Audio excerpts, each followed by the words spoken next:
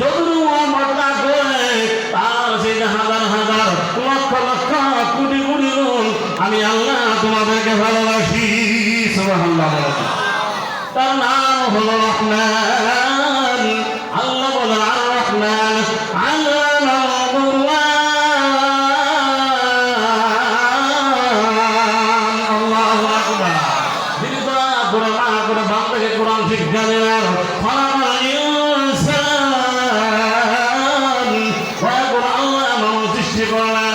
আল্লাহ বলেন সুন্দর করে কোরআন পড়ার জন্য, সুন্দর করে বয়ান করার জন্য, সুন্দর করে কথা বলার জন্য আমি আল্লাহ রব্বুল আলামিন তোমাদেরকে ভাষা শিক্ষা দিলাম। সুবহানাল্লাহ বলেন। আল্লামাহুল বায়ান। আল্লাহু আকবার। আল্লাহ বলে বান্দা সুন্দর একটি মুখ দান করলাম, এই মুখ দিয়ে সুন্দর কথা বলার জন্য আমি আল্লাহ তোমাকে ভাষা দান করেছি। সুবহানাল্লাহ বলেন। এত সুন্দর মুখ আল্লাহ দান করেছে, ভাষা আল্লাহ দান করেছে, বাক শক্তি আল্লাহ দান করেছে। আমরা এই মুখ দিয়ে মিথ্যা কথা বলি, ঠিক কিনা? এই মুখ দিয়ে গীবত গাই, অমুক ভালো না, অমুক ভালো না, আলেম ভালো না, মোল্লা ভালো না, হুজুর ভালো না। কারণ হুজুর ভালো না, মোল্লা ভালো না, হুজুর নামাজ পড়ে, দাঁড়িয়ে রাখছে, টুপি পরে, পাঞ্জাবি পরে, তারপর হুজুর ভালো না, আর তার দ্বারা পেশাব করে, ঠিক মতো নামাজ পড়ে না, কোরআন পড়তে পারে না, হাদিস জানে না, কোনো আমল করে না। ওই সমস্ত লোক বলে হুজুরেরা কি ভালো? মনে রাখবেন, হুজুর ছাড়া কেউ চলতে পারবে না। পারবে বলে? আলেম লাগবে। আলেমদেরকে কষ্ট দিয়েন না। গত কয়েকদিন আগে আমার গাজীপুরে সবাই যার ভিডিও ভাইরাল হয়েছে, মাওলানা মহিবুল্লাহ খতিব সাহেবকে ইসকন বাহিনী, সন্ত্রাস বাহিনী গুম করে নিয়ে পঞ্চগড় গাছের সাথে চারদিকে শিকল বেঁধে অজ্ঞান করে ফেলে রেখেছে। নাউজুবিল্লাহ বলবেন না? এই আলেম কি করেছে? আমার কথা হলো, আমরা হিন্দুদের কোনো ক্ষতি করে করছে বলেন? তাদের কোনো ঝামেলা করছি আমরা?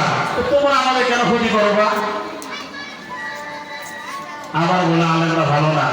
আরে ভাই, যে আলেমের পিছনে নামাজ পড়ো তুমি, যে আলেম তোমাকে জান্নাতের দিকে নিয়ে যাবে, যে আলেমের উসিলায় তোমার জান্নাত জাহান্নাম নির্ভর করে, যে ইমামের উসিলায় তোমার জান্নাত জাহান্নাম নির্ভর করে, তুমি ইমানকে কষ্ট দাও, ভাই সাবধান হয়ে যায়। যিনি অতি দয়ালু মেহেরবান আল্লাহ, শেষ আল্লাহ বলে আমি সুন্দর করে কথা বলার জন্য আমি আল্লাহ ভাষা দান করলাম। এই মুখ দিয়ে গীবত গাই, মিথ্যা কথা বলি, খারাপ কথা বলি, এই মুখ দিয়ে আমি মানুষকে খুব পরামর্শ দেই, ঠিক কিনা বলেন? আল্লাহ বলে বান্দা, এই নিয়ামত আমি আল্লাহকে দান করেছি, এই সুন্দর চেহারা, এই সুন্দর মুখ, এই বড়ি আমি আল্লাহ তোমাকে দান করেছি। আমি আল্লাহ তোমাকে দান করলাম। আমি আল্লাহ তোমাকে সম্পদের মালিক বানাইলাম, গাড়ির মালিক বানাইলাম, টাকার মালিক বানাইলাম, বিবির মালিক বানাইলাম, সন্তানের মালিক বানাইলাম। আমি আল্লাহ তোমাকে আমার দান করলাম। কিন্তু আমি আল্লাহ তোমাকে একটা নিয়ামত দিয়েছি, সেটা হলো মহাগ্রন্থাল কোরআন, ঠিক কিনা বলেন? এখানে যদি জিজ্ঞাসা করা হয়, ম্যাক্সিমাম লোক কোরআন পড়তে পারে না, ঠিক কিনা বলেন? অথচ আমরা ইমামের ভুল করি। আর দেখবেন মসজিদে যায় ভুল করে কারা? যারা ঠিক মতো নামাজ পড়ে না, কোরআন পড়তে পারে, হুজুরের একটা টান বেশি হয়ে গেছে।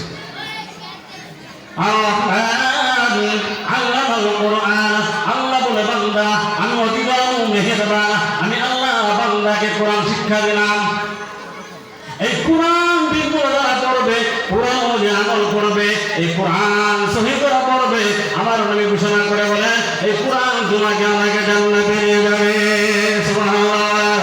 চিন্তা করে দেখো না কবরে কি যাইবা না, বলে চিন্তা করে দেখো না কবরে কি যাইবা না, অবশেষের ঠিকানা শুধু মাটির বিছানা, ঠিক কিনা বলে?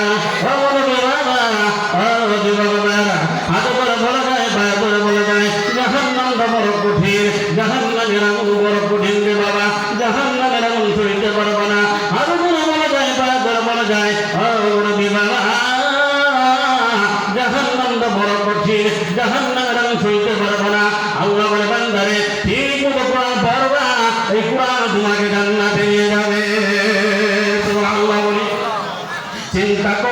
দেখো না কবরে কি যাইবা না অবশেষের ঠিকানা শুধুই মাটির বিছানা ওই কবর আল্লাহ ছাড়া কোনো বন্ধ থাকে না বিজ্ঞান বলেন ও মুরব্বি বাবা ও যুবক ভাইরা হাতে ধরে বলে যায় পায়ে ধরে বলে যায় কালকে থেকে নিয়ত করেন ওই নুরুল কোরআন মানুষের ভর্তি হয়ে আমরা সবাই কোরআন নিয়ত করা যায় না হাত তুলে নিয়ত করি নিয়ত করে আমরা নিয়ত করে বড় করো হাত তুলো ভাইরা হাত তুলে আল্লাহ সবাই কবুল করে হাত নামা বলছিলাম আর রহমান